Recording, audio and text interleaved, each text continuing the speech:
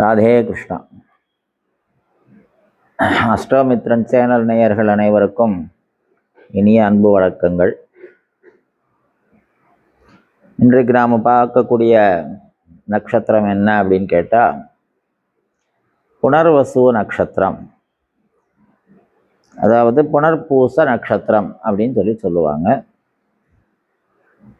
சம்ஸ்கிருதத்தில் அது அந்த வார்த்தைக்கு எப்படி இருக்குன்னா புனர்வசு அப்படின்னு சொல்லியிருக்கு. அவிட்ட நட்சத்திரத்துக்கு வசு அப்படின்னு பேர். அஷ்டௌ தேவா வசவ சௌமியாசக அப்படின்னு சொல்லியிருக்கு. வசு பியஸ்வாக அப்படின்னு அவிட்டத்துக்கு சொல்லியிருக்கு. ஆனால் புனர்வசு அப்படின்னு சொல்லி புனர்பூச நட்சத்திரத்துக்கு பேர். அதனுடைய தேவதை யாரு அப்படின்னு கேட்டால் அதிதி என்று பெயர். இந்த புனர்பூச நட்சத்திரத்துக்கு என்னென்ன பெயர்கள் இருக்கு அப்படின்னு கேட்டால் புனர்வசஸ்யாதாதித்ய அஷ்டதிக்ஷாதி திஸ்மிருதா அப்படின்னு வாக்கியம். 8 திக்கில் இருக்கக்கூடிய அனைத்து பொருட்களுக்கும் அதிதேவதையாக விளங்கக்கூடியவர் இந்த புனர்பூச நட்சத்திரத்தினுடைய தேவதை அதிதி. திதி அப்படிங்கிற வார்த்தைக்கு தேதி என்று பெயர். திதி என்றால் இன்றைய நாள் அப்படின்னு பெயர். அதாவது பிரதமை, துதியை, திருதியை சொல்லிகிட்டே இருக்கும் இல்லையா. அஷ்டமி, நவமி, ஏகாதசி, கடைசியில் அமாவாசை, பௌர்ணமி அப்படின்னு 2 வார்த்தையில முடிக்கிறோம். ஆக்சுவலி இது எல்லாமே நம்பர்கள், அதாவது எண்கள். பிரதமைனா 1, துதியைனா 2, திருதியைனா 3, சதுர்த்தினா 4, அப்படி சதுர்தசி 14, 14 நாட்கள் அப்படின்னு தான் சொல்லியிருக்கு. இந்த 30 திதிகள், வளர்பிறை 15, தேய்பிறை 15, இந்த 15 30 திதிகளில் 2 திதிக்கு மட்டும்தான் பேர் இருக்கு. என்னன்னா ஒரு திதிக்கு பேர் அமாவாசை, ஒரு திதிக்கு பேர் பௌர்ணமி.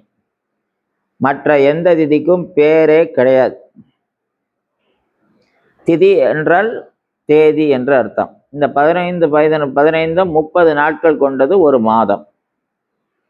ஆதலால் அதற்கு திதி என்று பெயர்.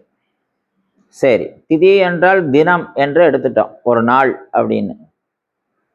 அதிதி என்றால் என்ன அர்த்தம் அப்படின்னு கேட்டா விருந்தாளி அப்படின்னு ஒரு அர்த்தம். விருந்தாளி அப்படின்னா நம்ம வீட்டுக்கு வரக்கூடிய, எதிர்பாராம வரக்கூடிய விருந்தாளிகள். எப்போ ஒருத்தர் சொல்லாம, ஃபோன் பண்ணாம, அப்பாயின்மெண்ட் எல்லாம் கேட்காம, நீங்க இன்னைக்கு லீவா அப்படின்லாம் கேட்காம, சொல்லாம கொள்ளாம திடீர்னு வீட்டுக்கு வராங்க இல்லையா, அவங்களுக்கு பேர் மட்டும்தான் விருந்தாளின்னு பேரு. ஆக்சுவலா அதிதின்னா அதான் அர்த்தம். எதிர்பாராமல் ஒரு நாளில் வரக்கூடியவர்களுக்கு பேரு அதிதி. ஒரு திதியை, ஒரு நாளை தேர்ந்தெடுக்காம திடீர்னு வீட்டுக்குள்ள ஒருத்தர் வராங்க அப்படின்னு சொன்னா, நமக்கு தெரிஞ்சவங்க வந்திருக்காங்க, பழகுனவங்க வந்திருக்காங்க, சொந்தக்காரங்க திடீர்னு வந்துட்டாங்க அப்படின்னா அவங்களுக்கு பேர் மட்டும்தான் அதிதி என்று பெயர். அதிதி போஜனம், விருந்தாளிகளுக்கு உணவளி அப்படின்னு சொல்லியிருக்காங்க இல்லையா. விருந்தாளிகளுக்கு உணவு கொடுக்கணும், எதிர்பாராம வீட்டுக்கு வந்தவங்களுக்கு உணவு கொடு, எதிர்பாராத நண்பர்கள் வீட்டுக்கு வந்தா அவங்களுக்கு உணவு பரமாறு சொல்றாங்க இல்லையா. அவங்கள நல்லபடியா கவனிச்சு அனுப்புன்னு 4 தெய்வங்களை சொல்லியிருக்காங்க.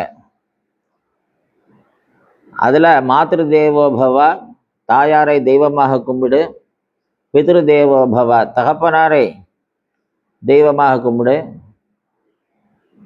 இல்லையா. ஆச்சாரிய தேவோபவ, உனக்கு யார் குருநாதராக இருக்காங்களோ அவங்கள தெய்வமாக கும்பிடு. 4வது வார்த்தை அதிதி தேவோபவ, எதிர்பாராத விருந்தாளியா வரக்கூடியவர். அது பகவானாவே இருக்கலாம், கடவுளா இருக்கலாம், தெரியாது நமக்கு. யாரு அது வந்திருக்கிறது யாருன்னு நமக்கு தெரியாது. நம்ம சொந்தக்காரங்க ரூபத்துல உள்ள வந்திருக்காங்க, அவங்க ஒரு மெசேஜை நமக்கு ஏதோ சொல்ல வந்திருக்காங்க, அப்படி அனுப்புறதுக்கு பேர் தான் அதிதி என்று பெயர். ஆனால் இப்போ உள்ள காலத்தில் என்ன பண்ணிக்கிட்டு இருக்கோம் அப்படின்னா, நம்ம யார் வீட்டுக்காவது போகிறதா இருந்தால், நீங்கள் என்னைக்கு ஃப்ரீயாக இருப்பீங்க, இத்தனாம் தேதி உங்களுக்கு லீவா, எத்தனை மணிலேருந்து எத்தனை மணிக்கு வரட்டும், கிளம்பும்போது உங்களுக்கு ஃபோன் பண்ணிட்டு கிளம்புறேன். இவ்வளோவெல்லாம் பண்ணிட்டு தான் ஒருத்தர் வீட்டுக்கு போக வேண்டியிருக்கு. அவங்களுக்கு பேர் விருந்தாளி அல்ல. சாஸ்திரம் அப்படி சொல்லலை. அதுக்கு சொல்லிட்டு வந்தால் அதுக்கு பேர் விருந்தாளியே இல்லை. அப்போ இந்த அதிதி அப்படிங்கிறது எதிர்பாராம ஒரு மெசேஜை கொண்டு வர்றவங்க. நம்மக்கிட்ட நமக்கு ஏதோ ஒரு விஷயத்தை செயல்படுத்துறதுக்கு நம்மள்கிட்ட ஒரு தகவலை சொல்ல வர்றவங்களுக்கு பேர் தான் விருந்தாளி. அல்லது அவங்களுடைய தேவை ஏதோ ஒன்றை நிவர்த்தி பண்ணிக்கிறதுக்காக நம்மளை தேடி வர்றவங்க, அதுக்கு பேர் விருந்தாளி. ஏன் இதை சொல்ல வேண்டியிருக்கு அப்படின்னா, இந்த அதிதி அப்படிங்கிற தேவதை தான் புனர்பூச நட்சத்திரத்தினுடைய தேவதை. சரி, ஏன் அதிதி தேவோ பவ, எதிர்பாராம வர்ற விருந்தாளிக்கு ஏன் உடனடியாக அவங்கள நல்லபடியாக கடவுளுக்கு சமமாக நினைச்சு அவங்களுக்கு என்ன வேணுமோ கொடு அப்படின்னு சொன்னாங்க.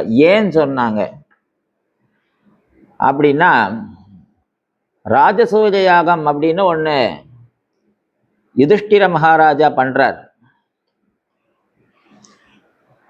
அப்போ பஞ்ச பாண்டவர்கள் வர்றவங்களெல்லாம் கவனிக்கிறாங்க. ஒரு நாளைக்கு 8000 பிராமணர்கள், அதாவது 8000 பிராமணர்கள் டெய்லி போஜனம் பண்ணுறாங்க.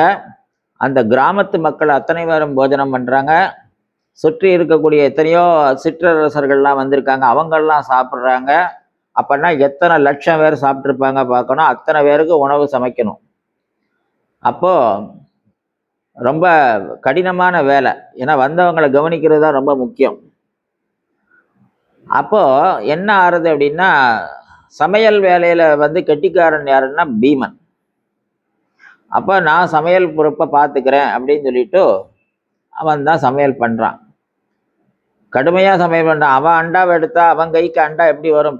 எவ்வளோ பெரிய அண்டாவானா வரும் இல்லையா? அவன் ஒரு அகப்பை எடுத்தா சின்ன கரண்டியாக எடுப்பான், அவ்வளோ பெரிய கரண்டி எடுப்பான். அவங்க அவ்வளோ பார்க்க அவ்வளோ உயரமாக இருப்பான், அவ்வளோ திடகாத்திரமாக இருப்பான். அவன் பலத்துக்கு முன்னால் ஒன்று, அதுக்கு பேர் பீமபாகம் அப்படின்னு பேர். நலபாகம் பீமபாகம்னு 2 வகை இருக்குது சமையலில். அதில் பீமபாகம் பீமனால் சமைக்கப்பட்டது. அப்படி சமையல் பண்ணுறான். டெய்லி 8000 பிராமணர்கள் சாப்பிட்றாங்க. ராஜசூய யாகம்னு மிகப்பெரிய ஒரு யாகத்தை நடத்துகிறார் இந்த தர்மர்கிற யுதிஷ்டிர மகாராஜா. கிருஷ்ணர் கூடவே இருக்கார். அப்போ ஒரு நாளைக்கு என்ன பண்ணுறான், பிராமணாலாம் சரியாக சாப்பிட மாட்டேங்கிறா அப்படின்ன உடனே பீமன் என்ன பண்ணுறான், நானே என் கையால் பரமாறுறேன் அப்படின்னு சொல்லிட்டு அவன் கையால் லட்டு பிடிக்கிறான். லட்டு மற்றவங்க பிடிச்சா இத்தினோண்டா வரும், பீமன் பிடிச்சா இவ்வளோ பெருசு வரும். ஏன்னா அவன் கை அவ்வளோ பெருசு. அவன் கையால் லட்டு உருட்டுறான்.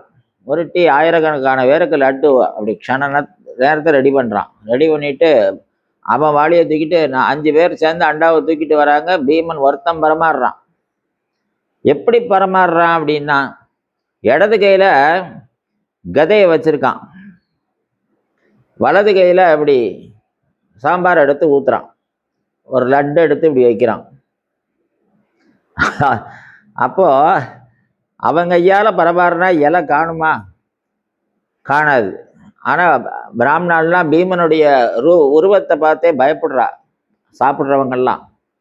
ஆனால் பீமன் என்ன பண்ணுறான், நல்லா சாப்பிடுங்க அப்படின்னு சொல்லி அவன் ஆவலில் தான் சொல்கிறான். ஆனால் சொல்கிற விதம் எப்படி இருக்குது அப்படின்னா, மிரட்டுற துணியில் சாப்பிடு அப்படிங்கிறான். நல்லா சாப்பிடுங்க நல்லா சாப்பிடுங்க அப்படின்னு எடுத்து போட்டுக்கிட்டே போகிறான். இந்த 8000 பிராமணர்கள் என்ன ஆகிறாங்க, 6000 குறைஞ்சி போச்சு. ஏன்னா ஒரு அளவுக்கு மேலே அவங்களால சாப்பிட முடியல. அப்புறம் 6000 4000 ஆச்சு, 4000 2000 ஆச்சு, 2000 1000 ஆச்சு, அப்புறம் 500 ஆச்சு, அப்புறம் 100 பேர் கூட வரல.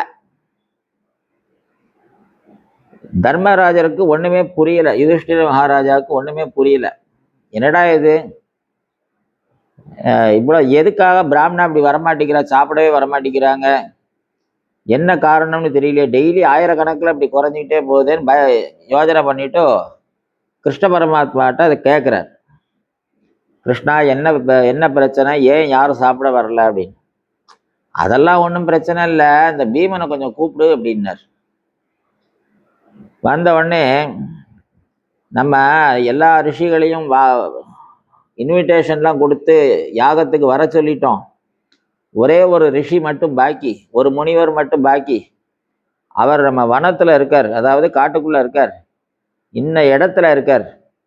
அவரை போய் நீ வந்து இது மாதிரி யுதிஷ்டிர மகாராஜா யாகம் பண்ணுறார், உங்களை கூட்டின்னு வர சொன்னார் சொல்லி அவரை போய் கூட்டிட்டு வா அப்படின்னு சொல்லி அனுப்புகிறார். அப்போ யுதிஷ்டிரர் கேட்குறார், நான் உங்ககிட்ட என்ன கேட்டுக்கிட்டு இருக்கேன், நீ பீமனை கூப்பிட்டு என்ன சொல்லிக்கிட்டு இருக்க அப்படின்னு. கொஞ்சம் பொறு, எல்லாம் தெரியும் அப்படின்னு.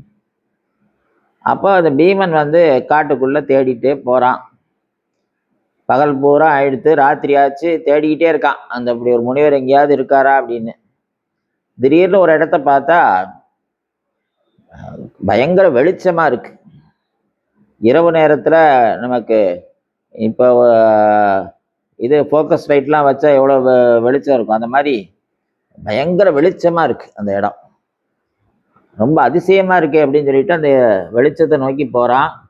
போனால் அங்கே ஒரு முனிவர் தவம் பண்ணிக்கிட்டு இருக்கார். அவருடைய சரீரத்திலிருந்து, உடம்புல இருந்து அவ்வளோ வெளிச்சம் வருது. அவர் தபஸ் பண்ணிக்கிட்டு இருக்கார்.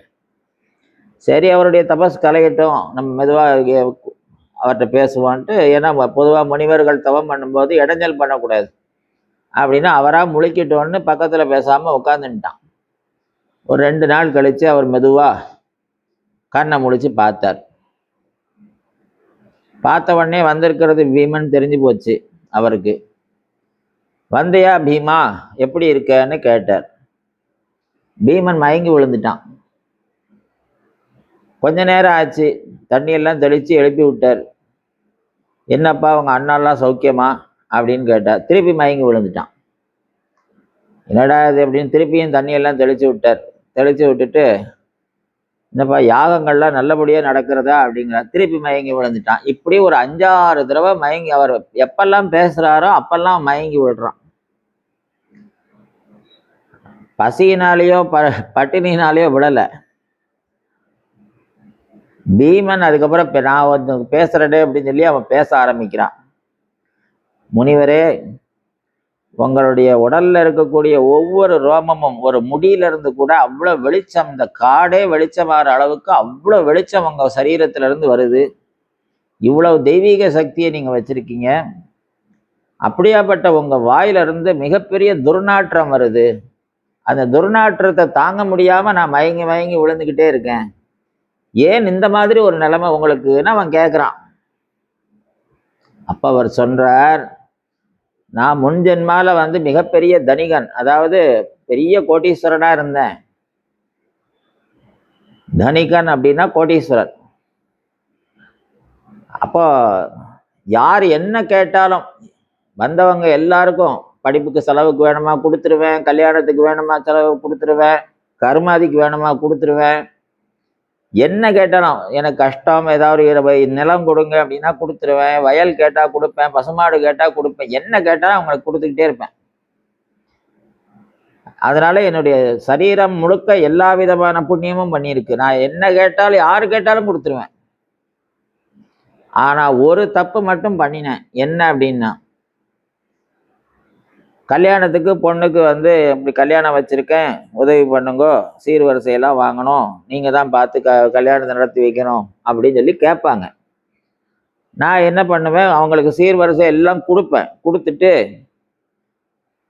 பொண்ணுக்கு கல்யாணம் பண்ணி வைக்கிறதுக்கு உனக்கு வக்கில்ல, எதுக்கு உனக்கெல்லாம் பொண்ணு, நீ எல்லாம் எதுக்காக பொண்ணை பெற்ற, இதை வழக்க துப்பு இல்லைன்னா நீ வந்து கல்யாணமே பண்ணியிருக்க வேண்டாமே, எதுக்காக குழந்தை பெற்றுக்கிட்ட அப்படின்னு அவனை வந்து வசவு பாடுவேன். அவனை வந்து திட்டுவேன். திட்டிட்டு கொடுப்பேன். படிப்புக்குன்னு ஒருத்தன் உதவிக்கு வந்து கேட்குறான் அப்படின்னு சொன்னால் கேட்ட உடனே கொடுத்துருவேன். கொடுத்துட்டு அந்த பையனோட அப்பாட்ட, எத்தனை தடவை படித்தாலும் மண்டையில் ஏற மாட்டேங்குது, படிக்க வைக்க கூட துப்பு இல்லைன்னா எதுக்கு உனக்கெல்லாம் பையன்னு கேட்பேன். இப்படி யார் என்ன கேட்டாலும் பொருளை கொடுக்க தெரிஞ்ச எனக்கு என் வாக்கால் ஒரு நல்லது கூட என்னால் செய்ய முடியல, நான் செய்யலை. அதனுடைய விளைவாக இந்த ஜென்மால எனக்கு என் சரீரம் முழுவதும் தேஜஸாக, அதாவது ஒளிமயமாக ஆயிடுச்சு. ஆனால் என்னுடைய வாக்கு மட்டும் துர்நாற்றத்தோட இருக்க அதை என்னால் மாற்ற முடியல. காரணம் என்னுடைய பூர்வ ஜென்மால என் வாக்கால நான் ஒரு நல்லது கூட பண்ணலை அப்படின்னு சொல்றார். சொன்ன உடனே பீமனுக்கு புரிஞ்சு போச்சு கிருஷ்ணர் எதுக்கு இங்க அனுப்பிச்சார் அப்படின்னு. என்ன அப்படின்னா, ஒருத்தர் விருந்தாளி வந்திருக்காங்க அப்படின்னா அவங்களுக்கு பரமாறும் போது முகம் தெரியாதவங்க தான் வீட்டுக்கு வந்திருக்காங்க, பரமாறும் போது கனிவான முகத்தோட அன்போட பரமாறணும். எதிராளி பயந்து போற மாதிரியோ இல்லைன்னா எதிராளி எந்திரிச்சு ஓடுற மாதிரியோ இல்லை எதிராளி மனம் குமுறுற மாதிரியோ மனசு கஷ்டப்படுற மாதிரியோ சாப்பாடு போடக்கூடாது. இப்பெல்லாம் கல்யாண வீட்டில் சாப்பாடு எப்படி போடுறாங்க அப்படின்னா 65 வகையான டிசைனில் விதவிதமாக பந்தியில் எல்லாம் ரெடி பண்ணிக்கிறாங்க, ஒரு கேட்ரிங்கில் சொல்லிக்கிறாங்க. ஏன்னா ஒரு 10 பேர் வரிசையாக வாளியை வச்சுட்டு நிற்கிறாங்க. உங்களுக்கு பிடிக்குதோ பிடிக்கலையோ அப்படி ரொட்டுன்னு போட்டுக்கிட்டே போவாங்க. அது கடைசியில் பார்த்தா இவ்வளோ சாப்பாடு மிச்சம் இருக்கும், வேணுங்கிறத மட்டும் இத்தினோண்டா சாப்பிட்டுட்டு அவங்கவுங்க இலையில எல்லாத்தையும் போட்டுட்டு போயிடுவாங்க. அப்போ அந்த மாதிரிலாம் பண்ணக்கூடாது. முன்னால் கல்யாணத்துக்கு வந்தவங்களை பரிமாறினாங்கன்னா கேட்டு உங்களுக்கு என்ன வேணும்னு கேட்டு பரிமாறுவாங்க. கல்யாண பந்தியில் நிச்சயமாக 4 சொந்தக்காரங்க நிற்பாங்க. ஏன்னா வந்திருக்கிறவங்கள யார் முக்கியமானவங்க, யாரெல்லாம் நம்ம வீட்டு சொந்தக்காரங்கன்னு பார்த்து அவங்கள கவனித்து அனுப்புவாங்க. ஸோ அந்த பரமாறுற விதத்தில் இந்த பீமன் என்ன பண்ணியிருக்கான், எதிராளி அப்படி மிரட்டுற மாதிரியான தொனியில் இருந்துக்கிட்டு நல்லா சாப்பிடுங்க அப்படின்னு அந்த பயமுறுத்துற தொனியில் அவன் கொடுத்ததுனால இந்த பயத்தின் காரணமாக நிறைய பேர் சாப்பிட வரல அப்படிங்கிற விஷயத்த பீமன் தெரிஞ்சுக்கிட்டான். அதனால் நேராக அப்புறம் கிருஷ்ணர்கிட்ட மன்னிப்பு கேட்டு, இல்லை நானுமே இந்த தப்பு பண்ண மாட்டேன் அப்படின்னு சொல்லி அதுக்கப்புறமா திரும்ப யாகம் நடந்ததாக வரலாறு அது இதிகாசத்தில் இருக்கு. சரி, இந்த விஷயத்தை ஏன் நம்ம இவ்வளவு விலாவரியாக அந்த சப்ஜெக்டை பேச வேண்டியிருக்கு அப்படின்னா, இந்த புனர்பூச நட்சத்திரத்தில் பிறந்தவங்களுக்கு இந்த தோஷம் உண்டு. என்ன தோஷம்? முன் ஜென்மால நிறைய பேர்கிட்ட இவங்க எப்படி சொல்றது, நிறைய பேர்கிட்ட வாங்கி இவங்க தேவைக்கு வேணுங்கிற எல்லா விஷயத்தையும் வாங்கியிருப்பாங்க. இவங்களுடைய தேவைகள் எல்லாம் மற்றவங்க மூலமா நிறைவேற்றியிருப்பாங்க. ஆனா அவங்க திருப்பி அவங்களுக்கு செலுத்தாம வந்திருப்பாங்க. இப்போ ரோட்ல 2 பேர் நடந்து போறோம், ஐயா வணக்கம் அப்படின்னு ஒருத்தர் எதிர்த்தாப்புல வர்றவர் சொல்றார், மதிச்சு நம்மளை வணக்கம்னு சொல்றாரு. நானும் அவங்கள பார்த்து வணக்கம்னு சொல்லணும், சொல்லாம நான் பாட்டுக்கு போயிட்டேன். அவர் தப்பா நினைச்சுக்கலன்னா பரவாயில்ல, நம்ம இவ்வளோ தூரம் நின்று மரியாதையாக அவர் வணக்கம் சொல்கிறோம், ஆனால் நம்மளை பார்க்காம அவர் பாட்டுக்கு போயிட்டாரு அப்படின்னு சொல்லி மனசு வருத்தப்பட்டார்னா, இதுக்காக ஒரு பிறப்பு திருப்பியும் பிறந்து அதே மாதிரி ரோட்டில் பார்த்து அவரை பார்த்து திரும்பி வணக்கம் சொல்லாமல் நம்மளுடைய கர்மா முடியாது. கடன் அப்படின்னு பேர். அந்த புனர்வசு அப்படின்னா என்ன அப்படின்னா, நிறைய பேர்கிட்ட வாங்கி சாப்பிட்டாச்சு, நிறைய பேர்கிட்ட வாங்கி வாங்கி வாங்கி வாழ்க்கையில் பழகியாச்சு. என்ன யார் என்ன கொடுத்தாலும் வாங்கிக்கிறது. ஆனா யாருக்கும் வாழ்நாளில் திருப்பி செஞ்சதே இல்லை அப்படிங்கிற தோஷம் உள்ள ஒரு நட்சத்திரம் எதுன்னு கேட்டா புனர்பூச நட்சத்திரம். அதனால அவங்களுக்கு என்ன வரும் பிரச்சனை, புனர்பூச நட்சத்திரம் பிறந்தவங்களுக்கு என்ன பிரச்சனை வரும் அப்படின்னு கேட்டா, வாழ்க்கையில தனிமை அதிகமாக ஏற்படும். நிறைய உறவு முறைகள் இருப்பாங்க, ஆனா அவங்க யாரோடையும் பழகிறதுக்கு வாய்ப்பு வராது. எங்க போனாலும் அங்க அவங்க காரியத்தை சாதிக்க பார்ப்பாங்க. இதுதான் அவங்களுடைய நேச்சர். இதனுடைய விளைவாக என்ன ஆகும் அப்படின்னு கேட்டா, இல்லறம், வாழ்க்கை, குடும்பம் இந்த மாதிரி விஷயம் அடுத்தடுத்த ஸ்டேஜுக்கு போகும்போது நிறைய இடர்பாடுகளை சந்திச்சுக்கிட்டே வருவாங்க. படிக்கிற வயசுல நிறைய தரித்திர நிலை இருக்கும், சரியா படிக்க முடியாது. அப்ப இவங்க லட்சியத்தோட கஷ்டப்பட்டு படிச்சு மேல வரணும், எப்படியாவது படிச்சிடணும் அப்படின்னு. அதே மாதிரி இல்லற வாழ்க்கையை தொடங்க வேலைக்கு தேடும் போது வேலைக்கு 1008 இடைஞ்சல்கள் வரும். இவங்க தகுதிக்கு தகுந்த வேலைகள் அமையாது. ரொம்ப கடினப்பட்டு முயற்சி பண்ணி வேலை தேடணும். கல்யாணம் அதே மாதிரி ரொம்ப கடினமான சூழ்நிலையில கல்யாணம். குழந்தை பிறப்பு அப்படிதான். குழந்தை பிறந்ததுக்கு அப்புறம் குடும்பம் பிரிஞ்சு திருப்பி சேரும். இப்படி வாழ்நாளில் நிறைய அவங்க இடர்பாடுகளை சந்திச்சுக்கிட்டே இருப்பாங்க. அப்ப இந்த புனர்பூச நட்சத்திரத்தில் பிறந்தவங்களுக்கு என்ன நிவர்த்தி, இந்த இப்படி ஒரு தோஷம் முன்ஜென்ம வினை தோஷம்ங்கிறது புனர்பூசத்துக்கு இருக்கு. இதுக்கு சாஸ்திரத்துல ஆதாரம் இருக்கு. ஆனா இப்படி ஒரு தோஷத்துல பிறந்ததுனால வாழ்க்கையில முன்னுக்கு வர்றதுல 1008 பிரச்சனை. அப்ப இதை நிவர்த்தி இந்த ஜென்மால அந்த கடனை அடைச்சிடணும் இல்லையா? போன ஜென்மத்துல வணக்கம் சொல்லிட்டு போனா நம்ம சொல்லலை, இந்த ஜென்மால திருப்பி சொன்னாதானே கடன் அடையும். அப்ப அதை அடைக்கணும் இல்லையா? அதுக்கு என்ன பண்ணணும் அப்படின்னு கேட்டா, யார் என்ன வந்து கேட்டாலும் இல்லைன்னு சொல்லாம இயன்றதை அவங்களுக்கு செஞ்சுக்கிட்டே இருக்கணும். விருந்தாளிகளை மதிக்கணும், உறவு முறைகளை மதிக்கணும். அந்த அசூயைன்னு சொல்லுவாங்க. அதாவது என்ன இவனுக்கெல்லாம் வந்து சாப்பாடு போடணுமா, இவங்கிட்டெல்லாம் நான் போய் பேசணுமா, இவனுக்கெல்லாம் டீ வாங்கி கொடுக்கணுமா, அப்படிலாம் நினைக்கக்கூடாது. இவங்களை தேடி தேடி வந்து எல்லாரும் எல்லாம் கேட்டுக்கிட்டே இருப்பாங்க. எங்க போனாலும் கோயிலுக்கு போனா இவங்களைத்தான் கரெக்டா தேடி குறி வச்சு தேடி வந்து, ஐயா ஏதாவது உதவி பண்ணுங்க அம்மா. ஹோட்டலுக்கு போனா நுழையிறதுக்கு முன்னாலேயே ஐயா ஒரு சாப்பாடு வாங்கி கொடுங்க அம்மா. கல்யாண வீட்டுக்கு போகும்போது போகணுன்னே ஒருத்தன் எனக்கு ஒரு கவர் கொடுங்களேன், நானும் எழுதிட்டு அவங்களுக்கு மொய் கவர் எழுதணும்.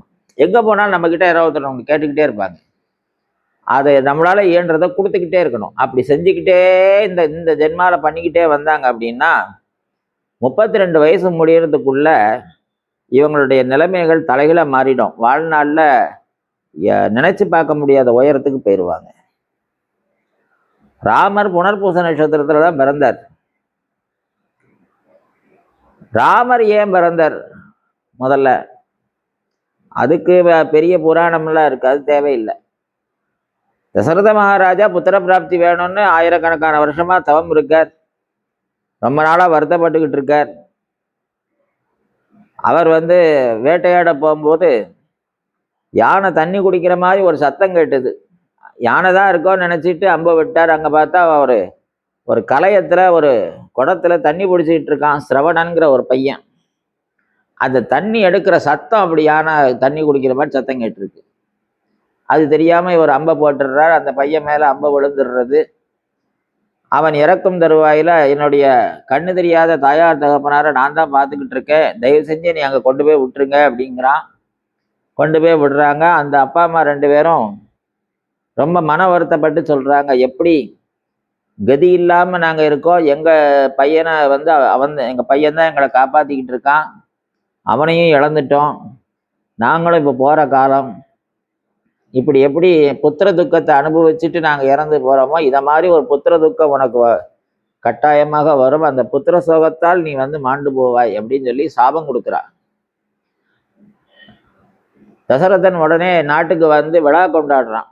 ஏன் அப்படின்னா, எனக்கு ஒருத்தன் புத்திர சோகத்தால் நீ மாண்டு போவாய்ன்னு சாபம் கொடுத்துட்டான் அப்படின்னு சொல்றார்.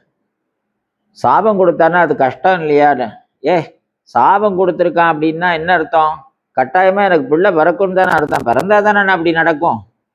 அப்ப எனக்கு குழந்தை பிறக்கும்னு தெரிஞ்சு போயிடுது, அதனால நான் கொண்டாடுறேன்னு கொண்டாடினான். ஆனா அது பிரயோஜனம் இல்லாத ஒரு வாழ்க்கையா போச்சு. அப்ப ராமன் பிறந்ததுல இருந்து என்ன பண்ணிக்கிட்டே இருந்தான்? புனர்பூச நட்சத்திரத்துல தான் பிறந்தார் ராமர். ராமர் பிறந்த நாள்ல இருந்து ஆயுள் முடிகிற பரியந்தம் சாக்ரிஃபைஸ் பண்ணிக்கிட்டே இருந்தார். அப்பா கேட்டார், விஸ்வாமித்திரர் வந்து வா எனக்கு துணைக்கு வாடினார், போயிட்டார். என்ன நேர அடுத்தாப்புல இதான் பொண்ணுப்பா கல்யாணம் பண்ணிக்கோன்னார், பண்ணிட்டார். சுய அபிப்பிராயமே ராமர் எதுவுமே பண்ணிக்கவே இல்லை. எந்த இடத்துலையுமே அவருடைய அபிப்பிராயம்னு யாரும் கேட்கவே இல்லை. யார் கேட்டாலும் கேட்டவங்களுக்கெல்லாம் பண்ணிக்கிட்டே இருந்தார். குகன் வந்தான், அவனை என்னை நண்பனா ஏத்துக்கோனா நண்பனா ஏத்துக்கிட்டார். ஏன்னா சுக்ரீவனுடைய சகாயம் கிடைச்சது. அதே மாதிரி தாயார் வந்து தகப்பனார் இப்படி உன்னை காட்டுக்கு போக சொன்னார்னு சொல்லத்தான் செஞ்சான். அப்படியா சரின்னு கிளம்பி போயிட்டான். திருப்பி வந்தான், யாரோ ஒருத்தவன் சொன்னான் அப்படிங்கிறதுக்காக வேண்டி அது சீதையை வந்து காட்டுக்கு திருப்பி அனுப்பிச்சிட்டார். இப்படி மற்றவர்களுக்காகவே மற்றவங்க என்னென்னலாம் கேட்டாங்களோ கேட்டதெல்லாம் அவர் செஞ்சுக்கிட்டே இருந்தார். வாயுள் முழுக்க செஞ்சுக்கிட்டே இருந்தார். கடைசி வரைக்கும் அவர் சுயமா வாழ்ந்தாரான்னா ராமர் வாழவே இல்லை. தனக்காகன்னு ஒரு வாழ்க்கை வாழவே இல்லை. அப்போ அந்த கர்மா சரியாக வேலை செய்யறதுங்கிறது நன்னா தெரியறது.